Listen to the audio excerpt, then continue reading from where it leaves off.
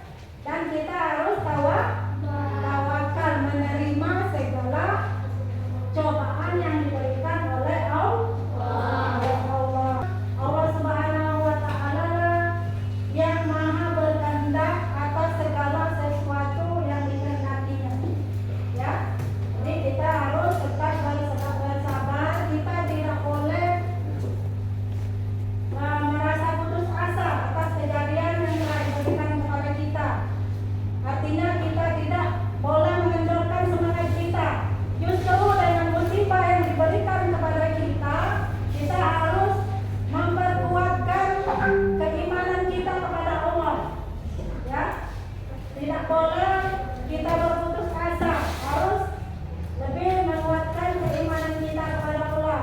Dengan takdir yang diberikan tadi, kita harus rajin sholat, ya, harus rajin mengaji, harus rajin bersedekah, ya, dan perbuatan-perbuatan baik yang lainnya. Kita harus meningkatkan keimanan kita kepada Allah. Ada beberapa jenis kalimat thayyibah, di antaranya basmalah. Ya, di antaranya basmalah. Basmalah itu kalimatnya adalah Bismillahirrahmanirrahim. Kemudian tahlil, ya. Tahlil itu kalimatnya adalah la ilaha illallah. Artinya tiada Tuhan selain Allah. Kemudian ada lagi hauqalah, ya. Apa itu hauqalah? La haula wala quwwata illa billah. Kemudian salam, ya. Salam yaitu Assalamualaikum warahmatullahi wabarakatuh. Kita lanjut, waktu yang tepat untuk mengucapkan kalimat thayyibah. Ya, tadi sedikit sudah Ibu jelaskan tentang waktu yang tepat untuk mengucapkan kalimat thayyibah. Di antaranya apabila kita mendengarkan kabar duka atau kabar kematian, saat bersyukur atas nikmat Allah, kemudian setiap saat dalam setiap keadaan. Jadi tidak ada batasan, ya, tidak ada batasan kepada kita untuk mengucapkan kalimat thayyibah. Ya, ada keutamaan mengucapkan kalimat thayyibah itu, ya. Di antaranya mendekatkan diri kepada Allah, mendekatkan diri kepada Allah. Nah, itu keutamaannya. Jadi jikalau kita membiasakan diri kita, memperbanyakkan diri kita mengucapkan kalimat thayyibah, ya, dalam kehidupan sehari-hari, ya, kita akan mendekatkan diri kita kepada Allah. Kemudian menenangkan hati, ya, menenangkan hati dan pikiran kita. Nah, sudah jelas, jikalau kita banyak berzikir, mengingat Allah, ya, dalam kehidupan sehari-hari kita, nah, kita diberikan ketenangan hati, ya, diberikan ketenangan hati dan pikiran. Kemudian mendapatkan pahala yang besar dari Allah Subhanahu wa taala. Kemudian ada adabnya, ya. Ada adabnya ketika kita mengucapkan kalimat thayyibah itu. Di antaranya kita harus mengucapkan dengan suara yang lembut. Mengucapkan dengan suara yang lembut dan penuh penghayatan. Ya. Kemudian mengucapkan dengan hati yang ikhlas. Mengucapkan dengan hati yang ikhlas. Ya, kita berzikir itu harus ikhlas, ya, supaya kita mendapatkan ridha dari Allah Subhanahu wa taala. Kemudian mengucapkan dengan penuh kesadaran dan pemahaman. Kemudian menjaga lisan dari perkataan yang buruk dan sia-sia. Nah, sedikit anak-anak Ibu, kisah teladan yang menyangkut dengan kalimat thayyibah, yaitu tentang kisah Nabi Yunus. Anak-anak Ibu pernah mendengar kisah Nabi Yunus? Pernah mendengar kisah Nabi Yunus? Kenapa Nabi Yunus? Nabi Yunus itu kisahnya bahwa Nabi Yunus itu ditelan oleh ikan paus. Ya. Nah, jadi dari kisah itu, ya, bahwa Nabi Yunus itu ditelan ikan paus. Dia di dalam perut ikan itu selalu berzikir kepada Allah dengan sepenuh hati, dengan penghayatan.